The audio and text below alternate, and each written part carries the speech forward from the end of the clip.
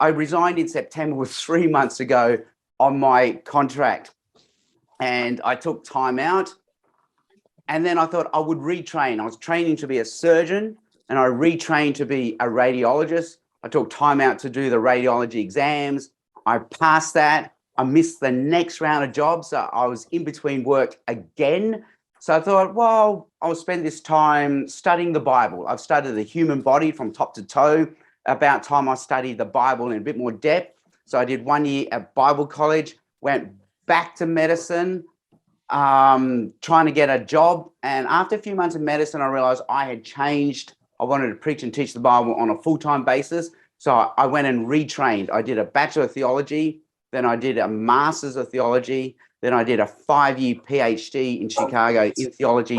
Came back to Australia. I taught for 10 years at a Bible college, and I burnt out again. I snapped around January with a new year coming. I resigned. And so I thought, okay, there's something not right. There's a pattern here. There's a toxic pattern. So I took a year off work. I saw a counselor. I actually tried to retrain as a personal trainer. I signed up at TAFE. I got 2 out of 5 courses done. I never got it completed. So in a sense, I dropped out of that as well. And it was interesting being a doctor trying to retrain as a personal trainer, because everything I'd done as a doctor did not count. I had to redo anatomy. I had to redo the human body. So it was interesting retraining. I'm now with City Bible Forum as a public speaker, and I've been with City Bible Forum for about 8 years. So as you can see, I've been through many changes in my life, but obviously the most significant changes are those changes where we find ourselves in between work and we're not quite sure what that all means. And we all survive change. We've changed houses, we've changed schools, but there's something about being in between work that's particularly challenging. And I think if we look at it, there's what we call the purpose grid. On this axis, if we say there's purpose, and then on this axis, if we say, well, there's no purpose. And on this grid, this is when we're working, and this is when we're idle. If work is purposeful, we discover what they call flow. There's a joy, there's a creativity, there's an effortless in work. No matter how busy we are, work is joyful, it flows. And when we find ourselves idle in between work, if it's purposeful rest, well, we find rest. What in the Christian tradition, we might even call a Sabbath. We recharge. But when work is purposeless, we think, oh, well, why am I doing this? This is when we might find ourselves burning out. And I think that's why I burnt out twice. I lost the original vision for why I was working. And also, if we find ourselves without work and there's no purpose, then this could be what we might call a wilderness period, where it's dark, it's dry, and we're just wandering for the sake of wandering. It's like we're circling the block, but we're not parking the car anywhere. So it seems like the key is to navigating change is we have to find purpose. We have to say, okay, change, if it's purposeful, is beneficial, but if it's not purposeful, then it's a very dry, dark period of my life. So let me give maybe 4 tools in our toolkit for managing change, especially purposeless change in our life. The first tool to put in our toolkit is the idea that we have to embrace inefficiency. Sometimes we have to see that inefficiency is a good thing. It's interesting watching what happened during the COVID lockdown. We all discovered inefficient ways to do things. Instead of buying bread, we all baked sourdough, which is very inefficient. It takes days to make sourdough. Instead of making a steak, which takes 3 minutes or 5 minutes, we embrace slow cooking, slow barbecuing, which takes 12 to 16 hours. So we embraced inefficiency, and we actually discovered there are many benefits to inefficiency. Why do I say this? Well, normally, if we got ourselves at 23, we thought our lives were going to go like this, from A straight to B. It was going to be a straight line. At the age of 20, we got told we could be anything we wanted it to be. We could be amazing. And we said, okay, I'm going to be this, B, maybe the age of 30, 40 or 50. And we thought it would be a straight line. Then we discovered life didn't go like that. There would be many U-turns, wanderings, loss. And we didn't end up at B. We ended up at, say, Y. It's not even C, D, E, F, or G, but we ended up at Y. And then in the Christian tradition, if you think about it, this is actually quite normal. This is quite normal. So we find Joseph finding himself in a prison before he ends up as prime minister of Egypt. And he never would have imagined that would happen. In the Christian tradition, we have the story of Moses, who thought he was going to start a revolution by killing one of the Egyptians. Instead, he finds himself wandering by himself in a desert for 40 years before he comes out and leads the Exodus, where he takes the people of Israel out of Egypt. We even find God making a promise to Abraham, hey, you're going to have a lot of children, you're going to live in Canaan. So Abraham has some children, but these children end up in Egypt, only for God to have to bring them back out to Canaan, which he could have done like this, but instead God chose to do it this way. So what I'm trying to say is, in the Bible, there's a pattern of inefficiency where we thought we were going to go like this, but we find ourselves in this purposeless moment. But when we look back, we see purpose. So what happens is, here, it seems like there is no purpose. We're just wandering for the sake of wandering. But when we look back, we think, now I can see the wisdom. I can see the purpose in what has happened. So when I ended medicine and I found myself teaching in a Bible college, the years in medicine just seemed wasted, purposeless. But then in Bible college, I realized the habits I learned in study as a doctor really helped me in Bible college. And then when Bible college ended abruptly, they seemed like wasted years. But now in my job at City Bible Forum, I find that my medicine allows me to work part-time to be financially independent.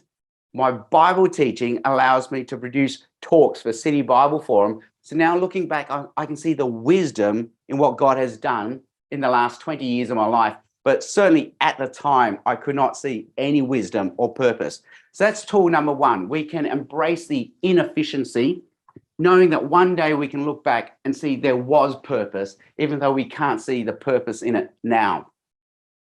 Number two, this is a time of recalibration.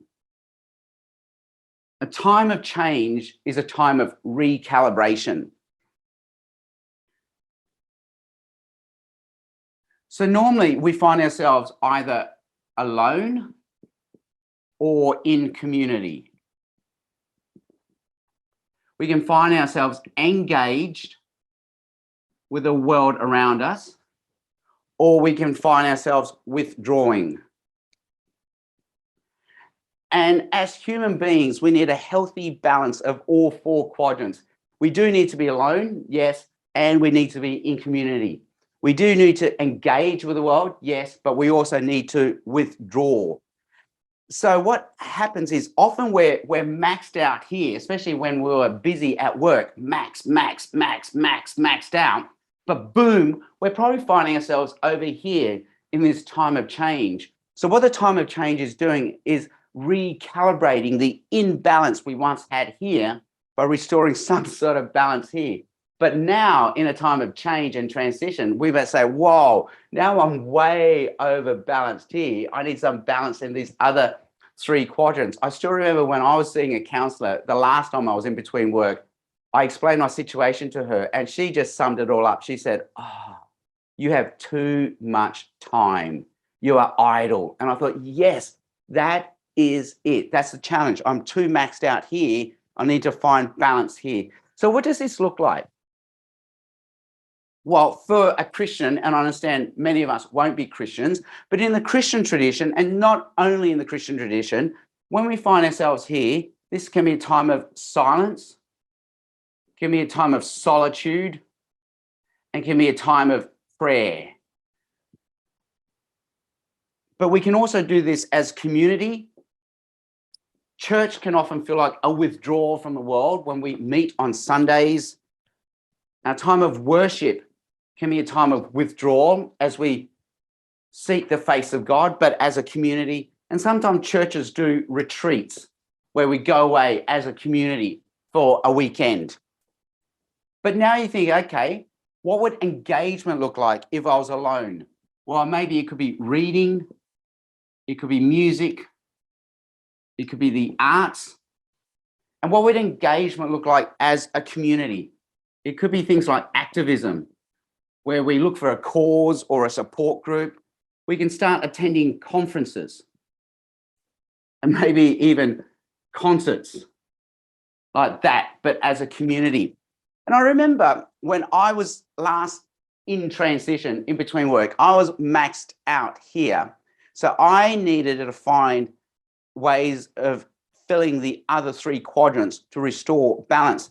And I remember my former work colleagues telling me, you got to come to this work conference. And I kept saying, no, that is not my world anymore. What is the point of going to a conference?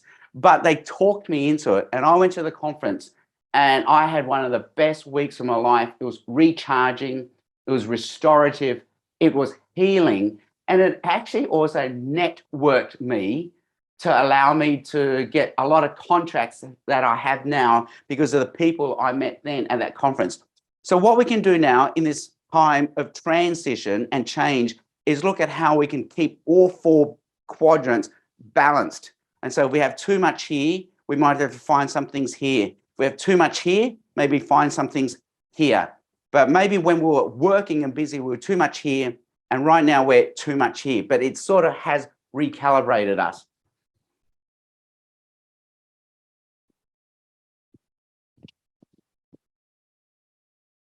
Number 3, what can I do in this time of change? This is a time where we can work on our private, hidden spaces. So if you remember that quadrant we had, we can actually embrace it. Say, you know what, I am way too much here in this quadrant. And that might not be a bad thing. It actually might be a good thing. Why do I say this? Well, we have two spaces in our life. We have our public space, and that's us in public. It's the face we show the public, but we have a private, hidden space as well, who we are when we're alone. And there's a story in the Bible where Jesus says to his 12 disciples, one of you is going to betray me. And all his disciples go, who is it going to be? But we all know in the Christian tradition, it was Judas. But what's interesting is the disciples didn't know it was going to be Judas. They didn't go, Jesus is talking about Judas. All the disciples did not know, meaning who Judas was in public was not who he was in private. And psychologists say if this happens, there's a moral dissonance in us, and it's very hard to live with who we are. So what we can be is not be like Judas, where we have a public face that doesn't match our private hidden space, but instead work on our private hidden space during this time of change and transition so that our public space, public face will be who we want it to be. So in the Christian tradition, what's interesting is most of the major characters in the Bible have a lot of private hidden space time. Joseph finds himself in a jail. That's a lot of private hidden space time.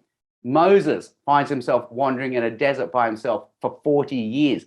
That's a lot of private hidden space time.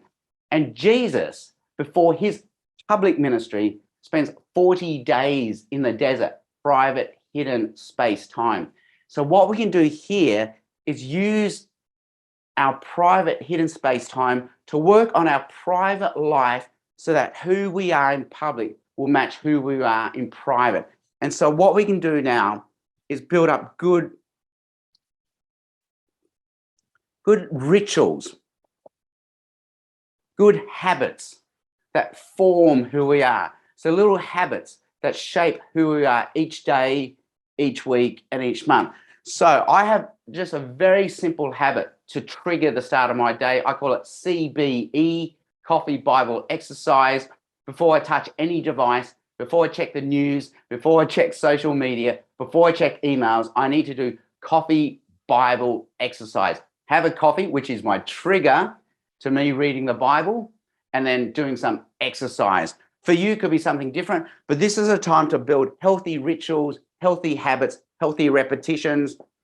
It's also time to retreat and spend times in solitude. In the Christian tradition, prayer, fasting maybe, and just imbibing, forming who we want to be.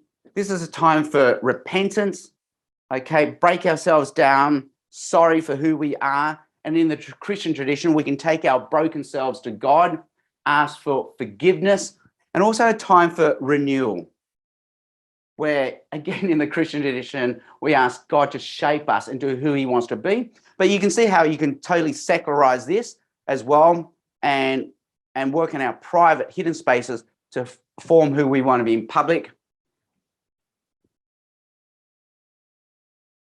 And finally, tool number 4.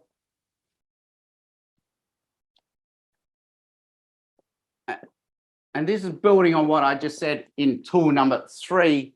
This is the time to form disciplines and habits. And the analogy that I heard a speaker called John Mark Comer use was this. Apart from Peter Caldor here, none of us, or well, Eric probably as well, but apart from Peter and Eric, none of us in this room have the power to run a marathon. No matter how much we will ourselves, no matter how strong we are, we can't just decide tomorrow I'm going to run a marathon. We just don't have that power to run a marathon. But if each day we run a little bit and we build the discipline of running, and each day we just run a little bit more than we did the previous day, soon we have the power to do something we had not done or had not had before, and that is the power to run a marathon. So we do this through disciplines. I have a friend who can do 25 pull-ups in one go, and I said, how did you do this? Because I don't have the power to do 25 pull-ups. He said, incremental overload. Each day you do a little bit more than you did the previous day. So it's the power of discipline. Discipline gives us the power to do things we could not do before. So this is time now to say, okay, maybe I don't want to run a marathon, but this is time for me to shape my character to be who I really want to be. So what I'm going to do is put a little table here. So we can call this sacred and maybe secular. Because I understand we don't have to be a Christian to be in this group. So many of us might not be Christians. We might be in the secular column. But I'll give what this would look like in the Christian tradition and what the equivalent might be in a secular tradition. So this is a time where we can work on silence and solitude, just embrace, they say the problem with the younger generation is they actually don't know how to be bored. They're always on a device. They don't know how to be silent, alone, and resting. So this can be a time where we discover silence and solitude, prayer, fasting, reading the scriptures, engaging in community, Sabbath, so learning to rest, worship. And Sabbath is rest and trusting, because you're trusting that God will provide, and a time to discover simplicity again. So I guess the equivalent here would be what we've often called the third space, not work, not home, but a third space. Instead of prayer, psychologists say meditation is very helpful. Instead of fasting, working on diet and exercise. Instead of scriptures, this is the time to read, engage in the arts, community, find some community. This is a time to rest, recharge. Worship could be thanksgiving. And over again, psychologists have discovered the benefits of thanksgiving. And simplicity, this could be the time to declutter, not just physically, not just our homes, but also the busyness of our lives. So maybe I can just end by this. It's all about, in the end, the way we manage change is the way we understand the universe to work. Who is in control of this universe? Who is in control of my life? So the example I often give is my wife is a great driver. I don't think she's ever had an accident. But when I sit in the passenger seat when she drives, I freak out because I'm always thinking, what are you doing in this lane? I would have been in this lane. What are you going this way for? I would have gone this way. And I freak out. But what I need to do is rest, relax, and understand that she is in control. And I just need to control what I can control. In sports psychology, they call it control the controllables. Don't try to control what we can't control. And so it comes down to this: who do we think is in charge of the universe? We can either say no one is in control, and that's quite stressful. If there is no control, and this time of change and transition confirms there is no control. Or we can say, choice number two, I have to control everything. But that's very stressful as well. And we can see that in this time of change and transition, there's so much we can't control. Or choice number three is control the controllables and trust that there is a higher power, a loving God who's got it all under control. And even though we can't see the wisdom and purpose right now, there will be a day when we look back and see the wisdom and purpose in what has gone on in our change. All right, that's all I have to say right now, and I'll throw it back to you guys. Thank you very much, Sam. That was excellent. And I do think anyone can run a marathon. At least they can walk one if they choose to.